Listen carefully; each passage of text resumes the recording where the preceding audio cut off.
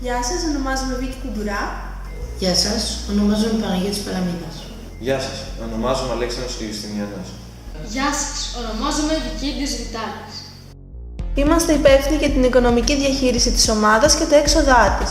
Παίρνουμε αποφάσεις για την απονομή του μπάτζετ της ομάδας και ελέγχουμε για τις καλύτερες οικονομικά λύσεις. Συμβάλλουμε σημαντικά στο μάρκετινγκ, το οποίο καθορίζεται σχεδόν αποκλειστικά από τον προϋπολογισμό. Γιατί διάλεξες αυτό το ρόλο στην ομάδα? Επέλεξα να ασχοληθώ με τα οικονομικά της ομάδας, γιατί θεωρώ ότι είναι κάτι που μου ταιριάζει. Γενικότερα τα οικονομικά με ενδιαφέρουν ως επιστήμη και θεώρησα ότι μέσα από το F1 in Schools θα μπορούσα να κερδίσω περισσότερη εμπειρία σε ό,τι αφορά στη διαχείριση των πόρων και στην επικοινωνία με χορηγούς με σκοπό την έβρεση πόρων. Επέλεξα να ασχοληθώ με το οικονομικό κομμάτι, επειδή μου αρέσουν πολύ τα μαθηματικά και θα είναι ένας κλάδος που θα ήθελα να ασχοληθώ όταν μεγαλώσω.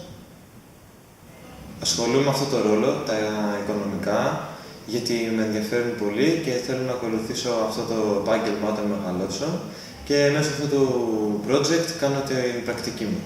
Επέλεξα τον ρόλο των οικονομικών, διότι με ενδιαφέρουν πολύ τα μαθηματικά και έτσι μπορώ να βλέπω την εφαρμογή τους μέσα στην καθημερινότητά μας, τόσο στο εμπόριο, αλλά τόσο και στα οικονομικά. Έτσι, με την ασχολία μου στα οικονομικά, μου δίνει τη δυνατότητα να ζήσω από κοντά μια προσομοίωση των θεωριών των οικονομικών μέσα στις επιχειρήσεις.